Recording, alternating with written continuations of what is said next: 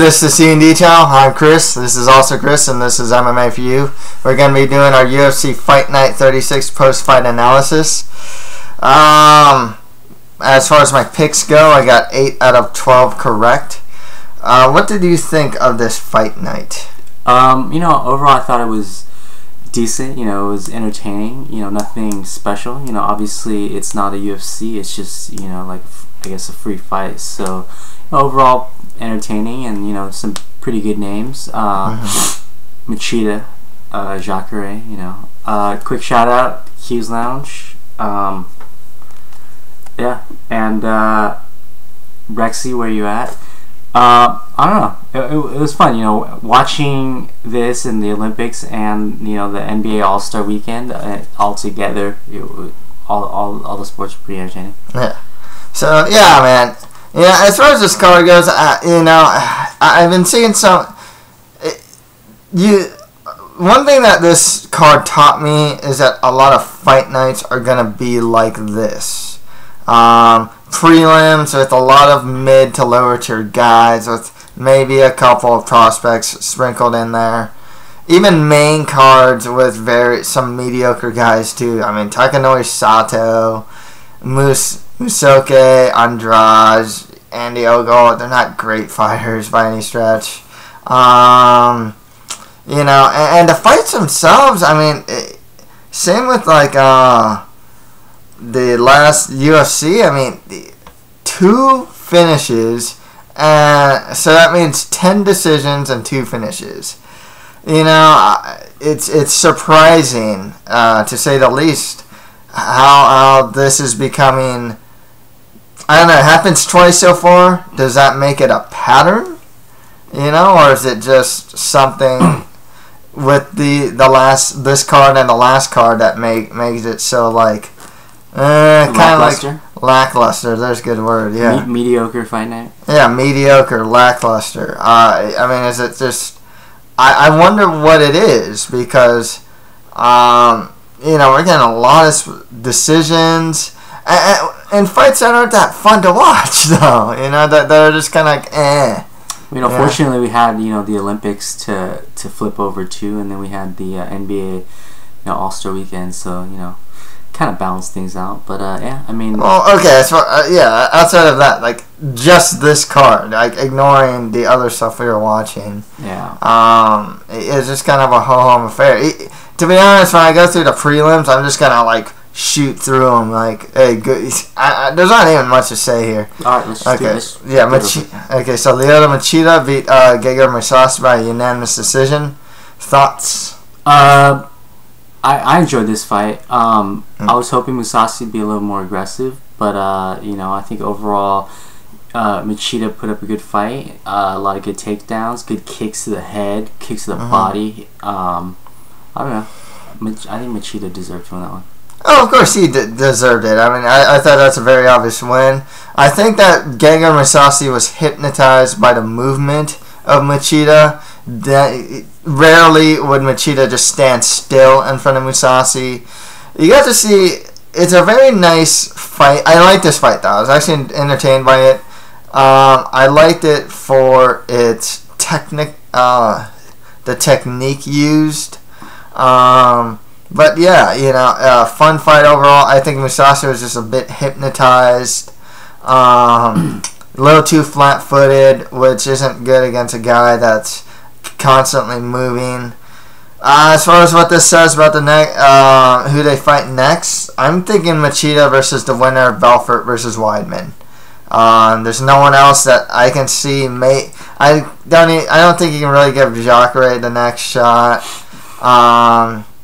Machida's win over Mousasi was a little more higher profile, and then before that he beat Mark Munoz. I think people want to see it too. It's definitely a lot more desirable. Should be an interesting matchup whether Lyoto fights Belfort or Chris Weidman. Do you agree with that or what? I guess that sounds more or less, true. Yeah. And Mousasi, maybe the loser of is Rockhold fighting Bosch? Maybe the loser of that. Fight Francis Cormon, that wouldn't be too bad either. Costas Philippou. There's guys for him to fight. Okay, next fight after that, Renato Jacare Souza beat Francis Carmon by unanimous decision. Thoughts? I really enjoyed this fight, actually. Jacare, obviously, he's just a beast. I think Carmon, put up a good fight. But I think overall, Jacare, deserved the win. Oh, of course, yeah. One thing I liked, because if you've seen a lot of Carmon's previous fights, he's kind of a top control and clinch wall install grinder.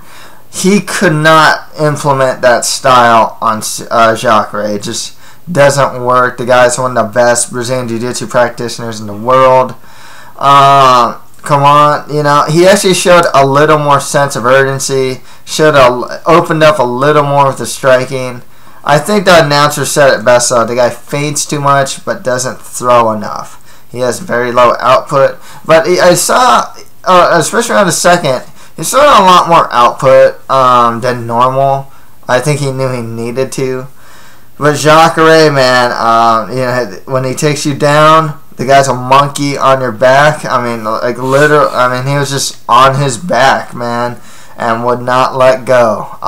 Getting close rear naked chokes. It's kind of poetic that, in a sense, Jacare, in a sense, kind of outgrinded Carmon. Because Carmon does that to a lot of fighters.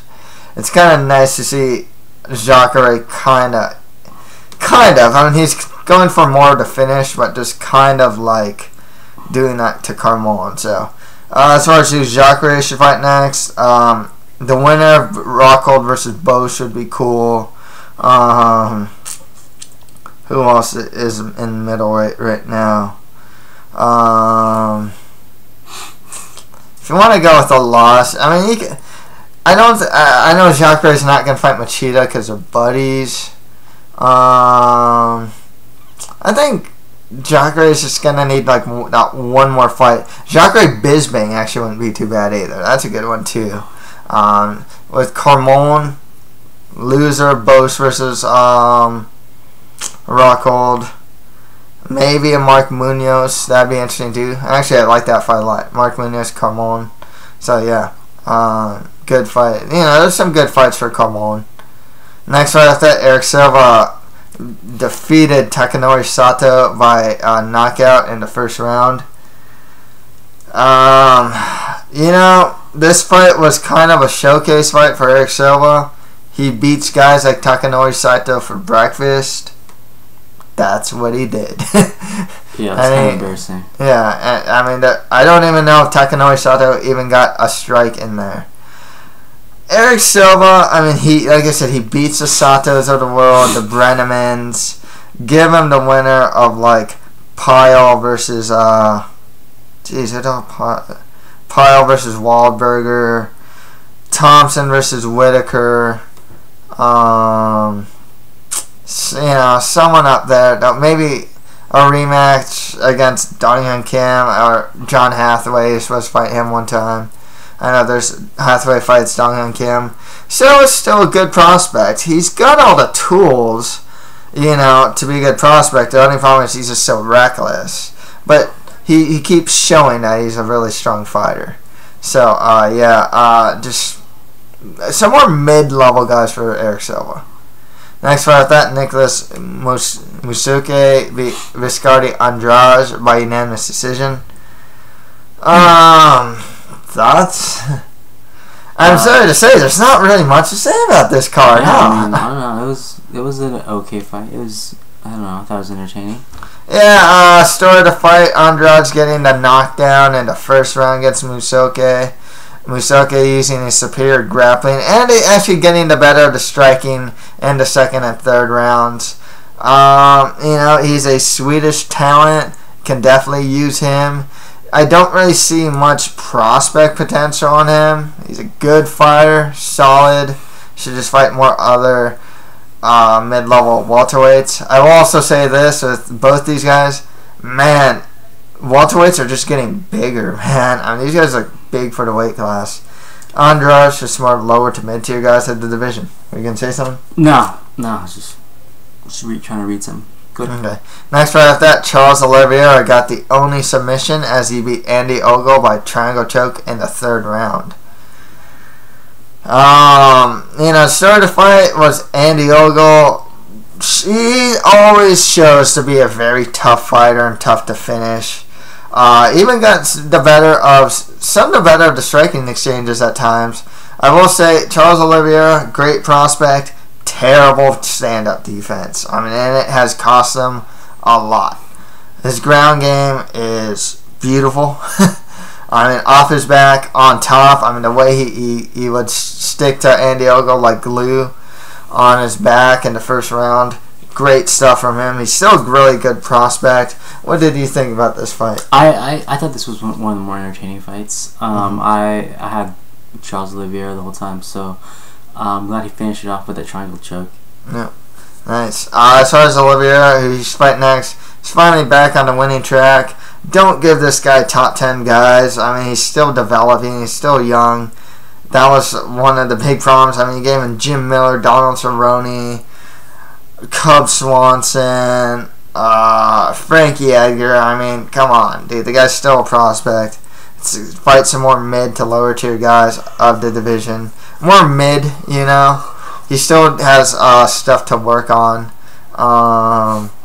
in his skills. Maybe a Cole Miller, who also beat Andy Ogle, would be a good next fight for him. Andy Ogle, just more lower to mid tier guys of the division.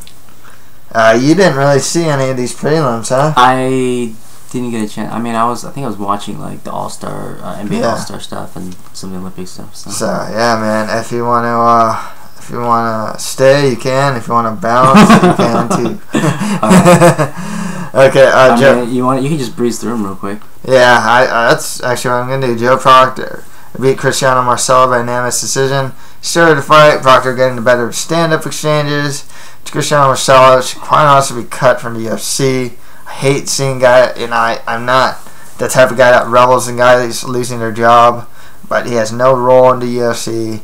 He gets hit a lot. His stand-up's really not that good, and even his ground game, despite being a really high-level Brazilian Jiu-Jitsu black belt, really just you don't get to see it too much. Proctor, lower-level guy, good showing, just more lower to mid-tier guys of the division. Next fight after that, ready to go down, beat Ivan George by unanimous decision.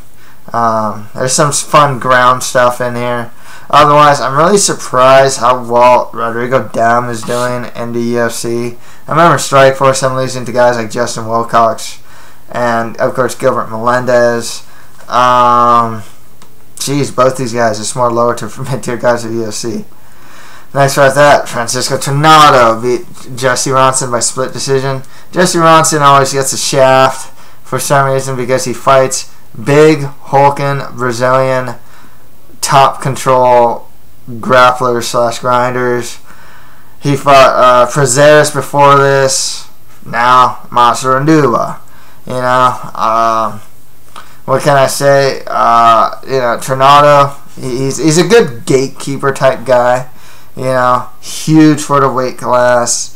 Man, when he's on top of you, it's pretty dangerous. This is also 2 losses in a row for Ronson. I don't know if you cut the guy or not. The UFC has not been cutting fighters as of late, so I don't know what to say here. Otherwise, good win for Master Anduba. He is staying power in the UFC, but he's not much of a prospect. But he does play a good gatekeeper, kind of like Gleison Tebow, pretty much. Just more lower to mid-tier guys for both these guys. If Ronson stays, just more lower level guys. The division. Next fight after that, Yuri Alcantara beat Wilson Hayes by unanimous decision. This is actually a really good win for Yuri Alcantara because Wilson Hayes is coming off that big win over Ivan Menjivar, and he's actually considered a top 10 to 15 guy.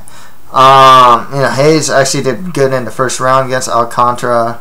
But Alcantara managed to get back in the second and third, and almost finished Hayes as well.